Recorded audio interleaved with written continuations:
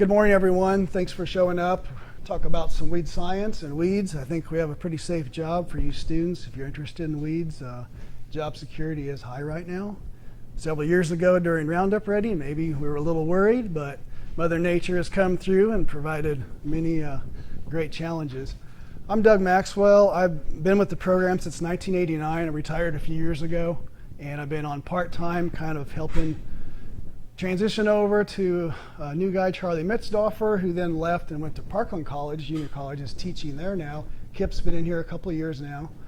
He's more from this part of the world, which is kind of nice for you guys. And I'm just going to say hi and thank you. We've been at this site now since the year 2000. I looked on our website. We have data going back to 1999 online. And it's interesting, we were here in 2000. Thanks to Dr. Lloyd Wax and the USDA group, he suggested, hey, why not get over to Western Illinois? You got a lighter soil. We had our Brownstown site, which is now gone, but we're still over here on the lighter soil. And we've started going to Monmouth, up north here a little bit. So we still have a little bit of play out in the state where we can put out our weed science plots. But our herbicide evaluation group works with lots of companies, some international companies. It's typically chemical on row crops, but we've looked at a lot of different things over the years. Kip has got a particular study here looking at the early soybean planting. We were just having questions about that. How do you control these weeds over that long of a period? So, but briefly, again, our herbicide evaluation program is contingent on our three professors we have, even though they're not here. They're back in the lab, some of them. Dr. Pat Tranel, molecular geneticist. Dr. Dean Reekers, he's more of a plant physiologist, looking at resistance and what happens in the plant. And Dr. Aaron Hager is our extension, typical applied professor who's out running around the state, checking out all the situations and help keep it going. So we kind of feed into that system. So we've provided thousands and thousands of data points for this. We're somewhere around 2,500 to 3,000 trials we have, all in one database. And it's starting to get mined. We've had a PhD student look at this. And the particular program we started using in 1992 can all be condensed into one trial if you want to. You can do a lot of different things with it. It talks to each other. So the data we put in 1992 is the same as we're putting in this year as far as it can all go back and forth. It's a relational database. So now we're getting a lot of interest in looking at the climate over this, the weed population changes, some of our herbicide rates, have changed over the years, and then resistance starts playing into this. So we've had a couple of publications, and now we've got other land grant institutions interested in giving us their data. So now we're looking at Purdue and Iowa State. We're going to start combining that data. It's just a bigger history to pull from so we can glean maybe not so obvious trends over the years. So it's quite interesting, and I'm glad to be involved, and I'm pretty much stepping out. This will be my last part-time year. I also farm with my father, about 500 acres, so I kill weeds like crazy at home, and then I go to work and try and make them grow like crazy. And at this site, it looks pretty good. We have a real nice population of multiple species, and it's looking really good. I remember my days way back with variety testing in the mid-'80s, so I've been here for a little while. But it's been a good stay. I'll let Kip take over if we get a chance at the end. We can talk a little bit about some of the new technologies and some of the latest resistance stuff. I know we don't have a ton of time, but we'll let Kip go through this particular area. Yeah, so as Doug mentioned, my name's Kip Jacobs. I'm a senior research specialist in weed science with the University of Illinois. This is my second year as the manager with the herbicide evaluation program, running the field-based and greenhouse extension weed science research program. So as he mentioned, our primary focus is chemical weed control, but being extension-based, we do have some other little bit of aspects that we try to touch in some real-time important aspects that our growers are doing out in the field. So in years past, that's been cover crop interactions with herbicide, how that affects our weed spectrums, some weed species shifts, and now we're getting more into some planting dates. So just by a show of hands, get some audience interaction here. Is anyone here planting soybeans early or have any anticipation of doing so. And kind of my definition of early planted soybeans, you're getting your beans in before your corn. All right, so that's what I like to see. So I started working with early planted soybeans about 5 years ago. I started out in the architectural and physiological benefits of early planted soybeans. Now, as my career is progressing, now I'm looking at it from the crop protection side. So why are we planting soybeans early? So the idea of early planted soybeans is kind of a foreign ideology, but we're slowly starting to push that idea further and further. So there's three main factors to soybean yield. So you've got plants per acre, pods per plant, and beans per pod. So whatever we can do to affect those three factors is your ultimate key to higher yield. So plants per acre, that's pretty easy. We just adjust our planter. Pods per plant, you want to reach R2 by June 21st to get the optimal photoassimilate sinking to your pods to get the maximum number of pods per plant. When you're planting your soybeans early, that is your ultimate goal right there. So for the longest time, it was known or thought that your reproductive trigger in soybeans was all photo dependent. So as soon as the days got shorter, your beans would flower, become reproductive. So recent data shows that is not 100% true. There's a mix of both. So there is a GDU accumulation trigger that allows your soybeans to become reproductive prior to the summer solstice. So that's our ultimate goal right there. So how do we get more beans per pod? The number one reason for smaller seeds or less seeds per pod is competition. Whether that's competition for water, sunlight, nutrients, we have to look at weeds, insect, and diseases. Obviously for us, our primary focus is weeds. So when are we planting our early soybeans to reach that R2 goal that we're after? We're looking at last week of March, beginning April. And when I say I started this working with early planted soybeans 5 years ago, we planted soybeans February 28th. Highly don't recommend that. Took 42 days for them to come out of the ground. Dr. Maduris, I 100% agree with seed treatments because without those, it's not going to happen. So we're looking at last week of March, beginning of April. Primary weeds at that time are winter annuals. Horseweed, henbit, chickweed. We know they're a royal pain. You go out, run your planter through them, and you're bound up getting out of the tractor, unplugging it. Early season summer annuals, you got giant ragweed, lamb's quarter, smartweeds. More common in no-till systems, but when you're running into early season planting, you might start seeing some of those weeds. Primary control factor is tillage, or in a no-till system, you're doing that burn down. We'd like to see a burn down plus residual application at that point, usually about 14 days before you put that seed in the ground. So what about the more problematic summer annual weeds? You know, we all know and love water hemp. All my research, all my degrees has been on that. Water hemp is actually native to Illinois. It hasn't always been an issue with the recent adoption of reduced tillage. We are actually selecting for a species shift, as I previously mentioned, for small-seeded broadleaves. So with the reduced tillage, we're leaving those seeds closer to the surface. Water hemp needs to be about 1/4 inch from the soil surface for adequate UV interception to trigger germination. So we're obviously selecting for water hemp, big grass pressures, foxtail, barnyard grass, panicums. Here in the past 10 years, we've relied heavily on group 15 herbicides such as S-metolachlor, so dual magnum, Residual, peroxysulfone, and another one, dimethenamide and Outlook. So those are our primary pre-emergent grass control herbicides. However, another species selection, those products are very weak on velvet leaf. So in the past couple years, if you're starting to see more velvet leaf pressure show up in your fields, heavy reliance on group 15s the past couple years are starting to shift that population pressure towards velvet leaf and cockleburr. So this is going to be the primary target of this research. So what we want to understand is when you're putting your soybeans out beginning of March or end of March, beginning of April, you know, your primary summer annual weeds, it may be 30, 40 days before they come up, middle of May. So we're trying to better understand and build recommendations on what we want to do, or what we want our growers to do to better utilize their residual herbicide.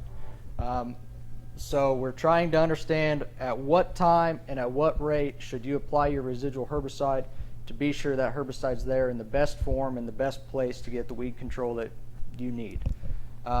So that being said, generally when you plant early, you're going to generally see 14 to 21 days before emergence. This year it was a little bit different. We planted beginning of April and it was 86 degrees. We were in shorts and t-shirts planting soybeans. It was great until 2 weeks later. It was raining and snowing and frosting, and the beans had a headache for a couple days, but they come out of it just fine. So if you're going out at planting, if you're 100% certain you want to put that pre-emergent herbicide on at the time of planting, you know, stuck in a niche, that's what you're used to, that's what you can get done, 100% use full labeled rates. Doing our research on the east side of the state, we've got flat, black, heavy dirt. You throw a seed out there, it grows great. So our rates are a little bit higher. Over here, the rates are a little bit lower on certain products. Be sure you're following labeled rates. Use the maximum labeled rate you can at planting, so that way you're drawing out that residual closer to that post-application. This year we got about 60 days of residual, and that being said, when I'm saying residual in this talk, it's focusing on the time until 3.5-inch weeds when we've sprayed the post-application. From the time to weed emergence, we do have that data. It's anywhere from 30 to 40 days. Then depending on weather conditions after that, you've got about 2 weeks until that 3.5-inch weed. If you absolutely want to reduce rates, you know, we're all worried about input costs. It seems like crop prices grow up, input prices go up, crop price goes down, input costs stay way up. So if you're absolutely certain you want to reduce that rate, save some input costs, wait till you're closer to emergence. So be sure you're walking beans, digging up seed, checking the stages of those plants, tracking that progress, and wait till that bean is getting ready to emerge. Get that pre-residual out closer to emergence, so that way you can prolong that residual further into the season. That being said, this year we used full rates and half rates, so 2.4 pints and 1.2 pints of boundary pre-emergent. The half rate of boundary gave us 50 days of residual. It'll be interesting next year, so this is the first year for this data that we've actually replicated this study. It timed out perfect that our half rate applied closer to emergence 10 days later. The residual matched up perfect at 50 days to line up with the 60-day residual from the app planning. It'll be interesting to see if that lines up next year and replicates out. So as I'm going through this talk, be sure you're taking with a grain of salt. This is just 2021 data, and we're not prepared to make a 100% set in stone recommendation. This is just giving you a general idea of the data that we're bringing in the future. If you're waiting till closer to emergence for the reduced rate of residual pre, I 100% recommend a mode of action with foliar control. So after you work the soil plant, you're going to start getting weeds emerging as you're getting warmer soil temps. That being said, glyphosate, glufosinate, Fomasafe, and Flexstar, products like that are going to give you good foliar control of small weeds. Throw that in with your residual at, prior to emergence, and that'll knock down any weeds that are already emerged that your residual herbicide will knock down. So that being said, it's important to say residual timing and rate is going to affect the time of your post application. So I just want to give you an idea. So this is what the two varying rates boundary pre-emergent looks like with no post application. So I wanted to show you this side by side to give you an idea of why we're making these recommendations. I didn't put any numerical values on this. This is just a qualitative data I wanted to do to get your eyes on this. So at the full rate of boundary, that's 63 days after treatment. As you can tell, the weeds are pretty nasty. So that's no post sprayed.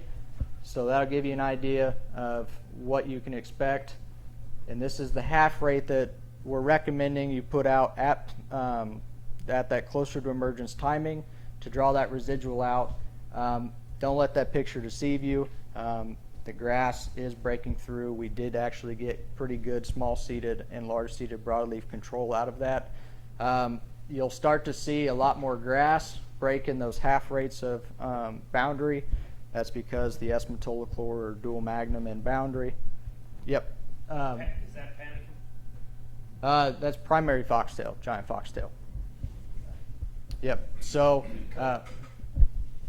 generally, panicum comes up pretty early, but in our sites we usually don't have a huge pressure at it. This site is actually in Athens, Illinois, just outside of Springfield, and it's primarily giant foxtail. A little bit of barnyard, but it's pretty scarce.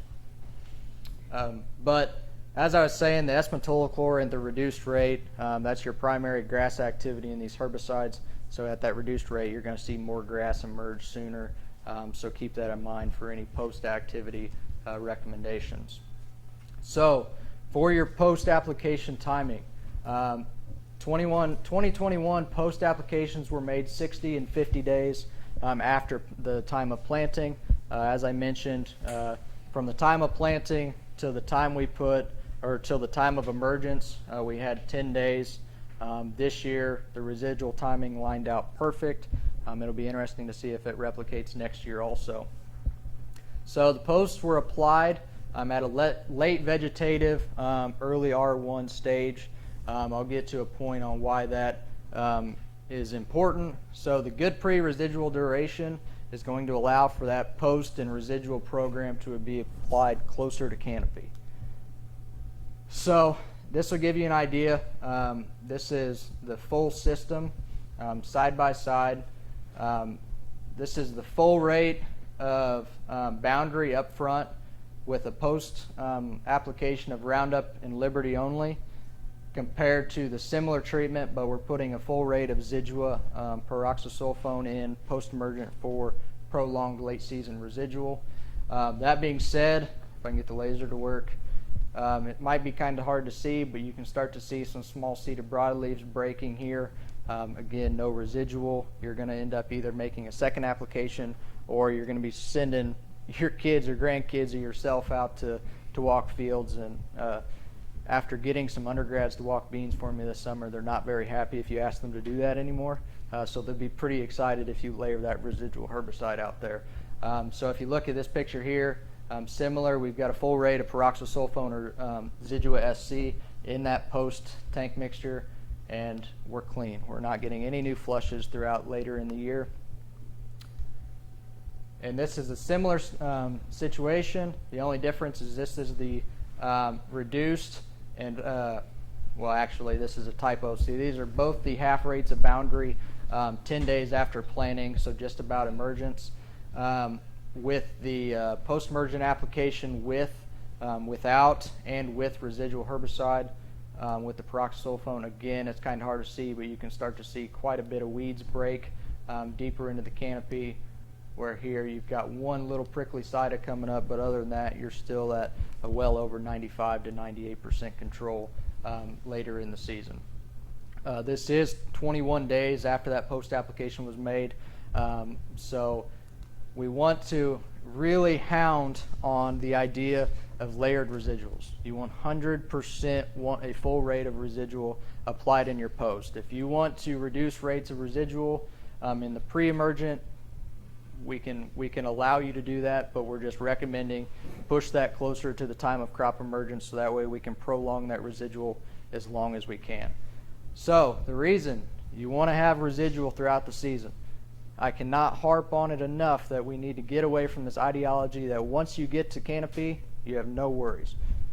That is not true. So there's tons of literature on the performance of amaranth reproduction in competitive and shaded environments. So this study is in a non-competitive environment, so it's just the plant, but it's still producing over 700,000 seeds when it's emerging in June.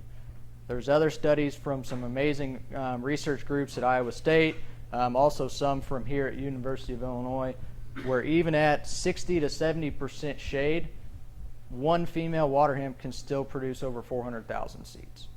So the idea that you've got to get to canopy and then it's smooth sailing, We need to get away from that and be sure that residuals under that canopy to prevent any weeds from coming up.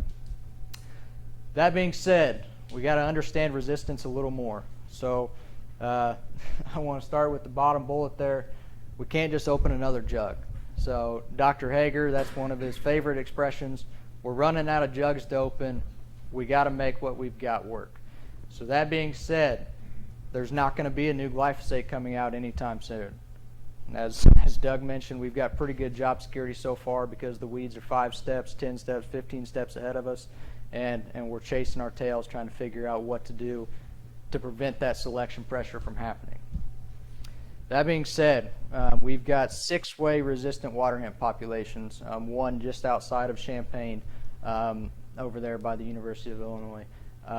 6-way resistant to, I'm not even going to list all of them, but we now have metabolic resistance to group 15 inhibitors, or group 15 herbicides, the dual outlook, Residual, and we're starting to select for more and more. That being said, there are populations out there, and it's kind of a hairy conversation that we don't have all the answers to yet, but we've got populations that are being resistant to herbicides they've never been sprayed with. So through these non-target side or metabolic pathways, these weeds are able to metabolize herbicides that they've never even seen before. That being said, we need to be sure we do everything we can to prevent the evolutionary process. So the only way, tried and true, to combat resistance is to think of resistance as solely an evolutionary process.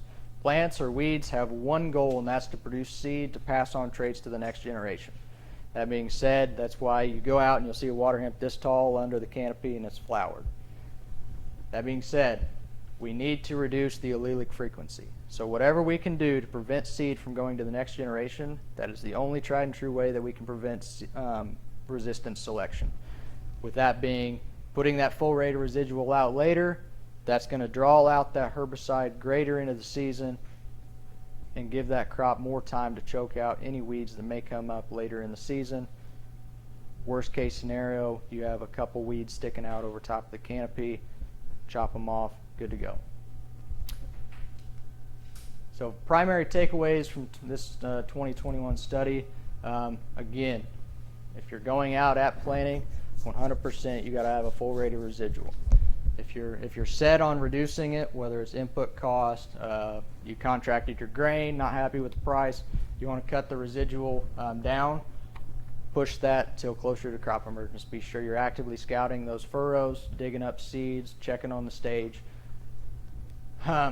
If you go out closer to planting with the reduced rate, be sure you've got some foliar activity in there, whether it's Roundup, Liberty, Flex Star, whatever it may be.